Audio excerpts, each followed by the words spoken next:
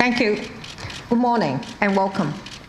It is wonderful to see all the dignitaries, friends, and colleagues here today. Your Excellency, Ambassador Brownback, and Director Christensen, Chairperson and Speaker Su, Deputy Minister Xi, and President Liao, and everyone who came all the way to Taiwan. I thank you for supporting this Regional Religious Freedom Forum.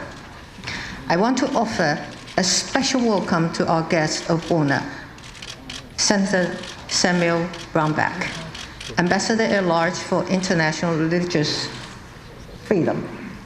As a U.S. Senator in 1998, Mr. Brownback helped push through the groundbreaking International Religious Freedoms Act, which created a U.S. Ambassador for International Religious Freedom.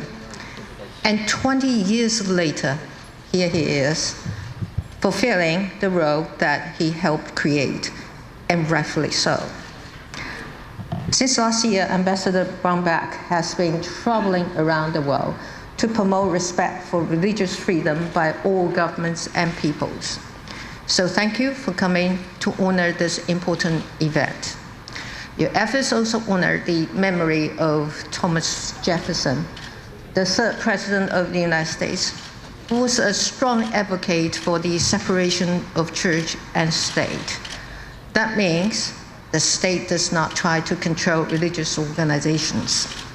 It also means that government creates an environment of tolerance and acceptance, and a respect for minorities and diversity. That kind of tolerance and mutual acceptance is what brings us here today. We're not separated by our different beliefs, but bound together by this shared tolerance and acceptance of one another's differences. So we can work together, believers and non-believers alike, to meet the challenges of the 21st century. In Taiwan, while many people here practice one form of traditional Asian religion or another, we also have believers who practice religions that come from other parts of the world. In fact, there is a road not far from this hotel. As mentioned by Speaker Su earlier on, this road is called Xinsheng South Road. And people call it the road to heaven. Why? If you take a stroll there, you can find places of worship for Buddhism, Muslims, Christians, Catholics, and Mormons, almost next to each other. On Sundays, that road is full of believers of different religions, and yet they put aside labels and ideologies and tolerate and accept each other. Freedom of religion has become central to our democratic way of life here. As an immigrant society, the people of Taiwan have learned and are still learning how to accept differences of people who traveled from different parts of the world and arrived in different eras, including today. Over the past 2 years, we have seen more and more Muslim, Catholic, and Hindu friends who move here from South and Southeast Asia. They enriched our society with their cultures and religions, and food, of course. And that is the promise of this country. Anyone who can contribute a chapter to the story of Taiwan. So here, I want to say 2 words, that is thank you, to those who came all the way to live, study, and work here. Thank you again. Yes. Thank you very much, President Tsai. Please remain on the stage. And yet, we gather here today. Freedom of religion is still under threat around the world. In countries where human rights and democratic values are suppressed, governments engage in discrimination and violence against people who simply want to follow their faith. In those countries, religious organizations are being persecuted. Religious statues and icons are being destroyed. Religious leaders are forced into exile, and people are held in re-education camps and forced to break their religious taboos.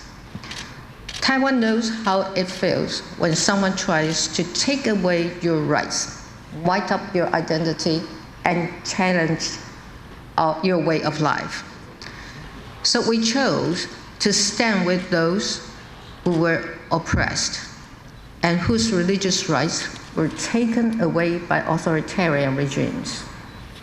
That is why we have been striving to strengthen value-based partnership with like-minded friends around the world. And we remain committed to creating a world where people are free from fear of persecution or the fear of exile because of their religion or ethnic origin. In his statement at the US Senate Foreign Relations Committee, Ambassador Brownback said, "Freedom begins on the inside." Whatever your religion, whatever your tradition, whatever your identity, we're gathered here today and called to bring religious freedom to the oppressed, hope where there is despair, and light where there is darkness. As history shows, when more people live free from fear, countries will be more stable, peaceful, and prosperous. So let's work together and make this forum a beacon of true global religious freedom for our region and the world as well. Thank you. Thank you very much, President Tsai. Please remain on the stage, because now we would like to invite the speakers and guests of honor to the stage for a group photo together to remember this special event held in Taipei today.